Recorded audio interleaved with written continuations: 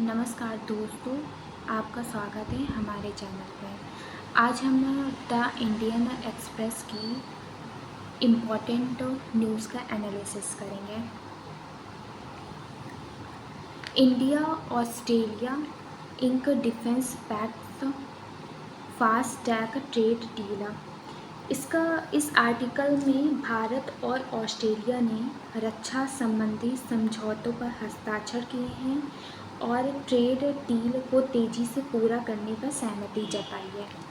Ink pact का मतलब होता है समझौतों पर हस्ताक्षर करना। फास्ट ट्रैक का मतलब होता है किसी प्रक्रिया को तेज़ी से पूर्ण करना। Step taken to operationalise 2014 nuclear pact secure uranium supplies to India.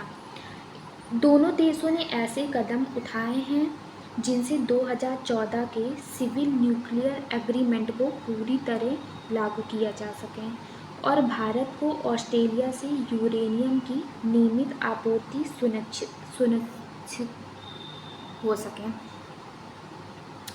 इस आर्टिकल में भारत के प्रधानमंत्री नरेंद्र मोदी और ऑस्ट्रेलिया के प्रधानमंत्री एंथनी अल्बनीज़ की मेलबर्न में मुलाकात हुई है। इस बैठक में दोनों देशों ने कई महत्वपूर्ण क्षेत्रों में सहयोग बढ़ाने का डिसीज़न लिया है, जिसमें से डिफेंस, मैरीटाइम सिक्योरिटी मतलब समुद्री सुरक्षा, एनर्जी, ट्रेड, एजुकेशन पर बातचीत की है। 2014 का परमाणु समझौता लागू होगा। भारत और ऑस्ट्रेलिया ने इस पैराग्राफ में बताया गया है कि भारत और ऑस्ट्रेलिया से यूरेनियम मिलेगा। भारत इस यूरेनियम का उपयोग केवल शांतिपूर्ण परमाणु ऊर्जा उत्पादन के लिए करेगा। इससे भारत की ऊर्जा सुरक्षा मजबूत होगी। इसमें नरेंद्र मोदी जी ने बोला है, भारत और ऑस्ट्रेलिया दोनों वाइब्रेंट डेमोक्रेसी हैं, दोनों मल्टीकल्चरल सोसाइटी हैं, दोनों इंडो पैसिफिक क्षेत्र में महत्वपूर्ण शक्तियां हैं। दोनों देशों का उद्देश्य शांति, freedom of navigation, rules based order को मजबूत करना है। इसमें अल्बनीज़ ने बोला है, भारत और ऑस्ट्रेलिया की साझेदारी पहले से अधिक मजबूत होगी। पिछले 6 वर्षों में दोनों देशों के संबंध लगातार गहरे हुए हैं। दोनों देश मिलकर आगे भी अपने संबंधों को और मजबूत करेंगे।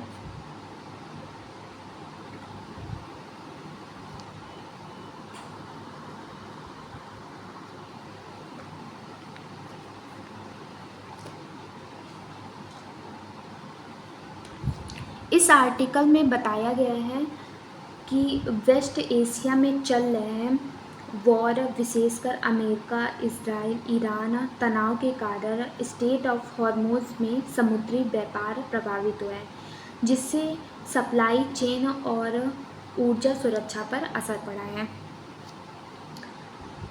भारत और Australia CECA comprehensive economic cooperation agreement को जल्दी अंतिम रूप दिया जाएगा। ये समझौता दोनों देशों के लिए बैलेंस्ड, एम्बिशियस और म्यूचुअल बेनिफिशियल होगा। दोनों देशों ने बाईलेटरल इन्वेस्टमेंट ट्रीटी BIT पर भी बातचीत तेज करने का निर्णय लिया है। इसका उद्देश्य व्यापार बढ़ाना, निवेश बढ़ाना, उद्योगों को बढ़ावा देना, रोजगार देना है।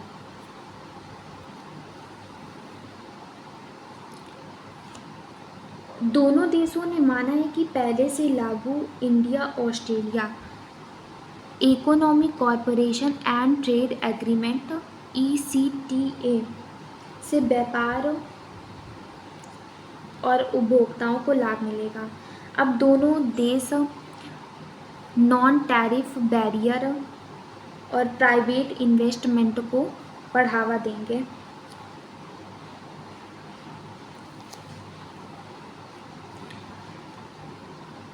बैठक का एक महत्वपूर्ण परिणाम ये रहा है, दोनों देशों ने 2014 के सिविल न्यूक्लियर एग्रीमेंट को पूरी तरह लागू करने पर सहमति दी है, जिसके तहत भारत को ऑस्ट्रेलिया से यूरेनियम की आपूर्ति होगी। इससे भारत क्लीन एनर्जी के उत्पादन में वृद्धि कर सकेगा। ऑस्ट्रेलिया के यूरेनियम निर्यात को भी नया बाजार मिलेगा।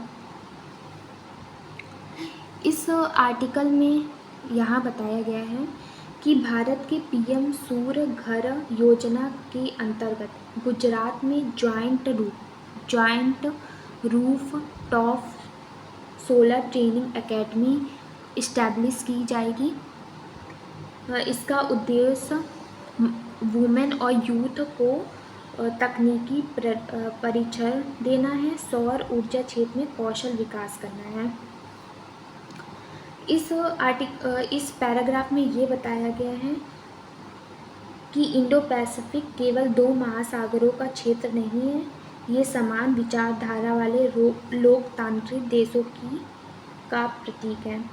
दोनों देशों ने ये डिसीजन लिया है डिफेंस इनोवेशन कॉरिडोर के माध्यम से रक्षा स्टार्टअप्स को जोड़ा जाएगा।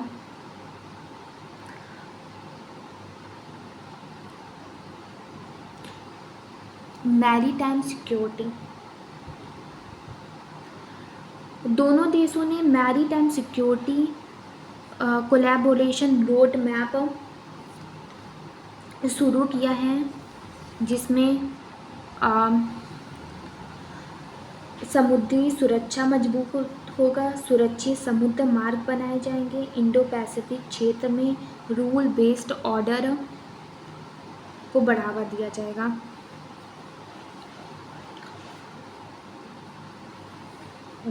दोनों देशों ने United Nation Convention on the Law of Sea UNCLOS का समर्थन किया है। समुद्री विवादों का समाधान अंतर्राष्ट्रीय कानून के अनुसार करने पर जोर दिया है। फ्रीडम ऑफ नेविगेशन का समर्थन किया है।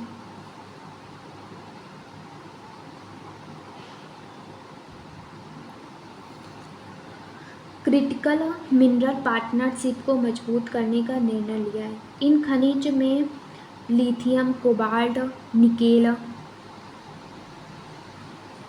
आदि का उपयोग इलेक्ट्रॉनिक व्हीकल, बैटरी निर्माण, रक्षा उपकरण में होता है। न्यू इनिशिएटिव्स लिए जाएंगे। Australia, Canada, India technology innovation जैसी पहल शुरू की गई है।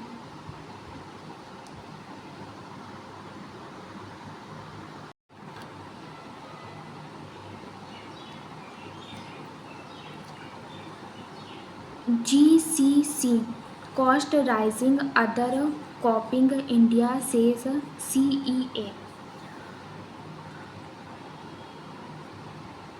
भारत में GCC चलाने की लागत बढ़ रही है और दूसरे देश भारत के मॉडल की नकल कर रहे हैं।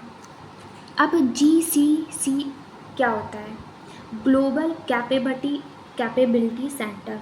वह केंद्र होता है जिसे कोई MNC किसी दूसरे देश में स्थापित करती है ताकि वहाँ से अपने वैश्विक कार्यों का संचालन कर सकें।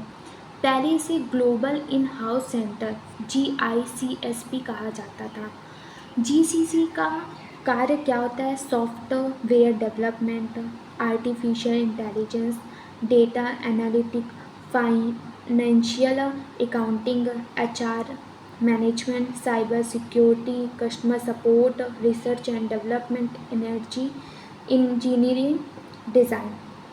जैसे example Google, Microsoft, Amazon, Walmart आदि कंपनियां के भारत में GCC है। अब इसमें इस आर्टिकल पे बताया गया है कि भारत जीसीसी क्षेत्र में विश्व का प्रमुख केंद्र बन चुका है, लेकिन अब यह बढ़त स्थायी नहीं मानी जा सकती, क्योंकि अन्य देश भी भारत के जैसे की मॉडल की नकल कर रहे हैं। अब इसमें बताया गया है कि भारत में लगभग 2000 से अधिक जीसीसी सेंटर हैं। इसमें से 20 लाख से अधिक लोग काम करते हैं। इनसे लगभग 100 अरब डॉलर का राजस्व प्राप्त होता है, रेवेन्यू जनरेट होता है। ये भारत की जीडीपी का लगभग 2% योगदान देते हैं। इसलिए जीसीसी भारत की अर्थव्यवस्था का एक महत्वपूर्ण हिस्सा बन चुका है। अब इसमें चिंता क्यों है भारत के लिए? भारत की सफलता देखकर अब दूसरे देश भी कम लागत पर सेवाएं दे रहे हैं, प्रतिभाशाली कर्मचारियों को आकर्षित कर रहे हैं, भारत की नीतियों की नकल कर रहे हैं और अब लागत बढ़ सकती है। भारत में सैलरी बढ़ रहे हैं, ऑफिस रेंट बढ़ रहे हैं, ऑपरेटिंग कॉस्ट बढ़ रहे हैं। इस कारण विदेशी कंपनियों के लिए भारत पहले जैसा सस्ता विकल्प नहीं रह गया है।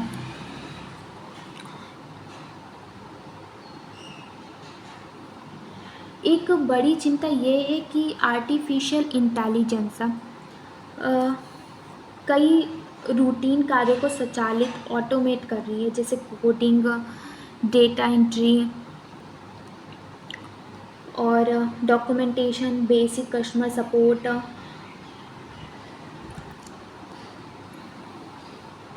CEA ने बोला है कि भारत को अब कॉस्ट एडवांटेज, कम लागत से आगे बढ़कर कैपेबिलिटी एडवांटेज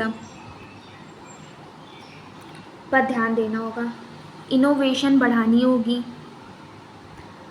रिसर्च डेवलपमेंट पर जोर देना होगा, हाई एंड इंजीनियरिंग करनी होगी, AI आधारित नई सेवाएं विकसित करनी होगी, स्किल्ड वर्क प्लेस तैयार करना होगा। इसमें ECA ने बताया है कि जो AI है इंसानों की जगह पूरी तरह नहीं ले सकता है।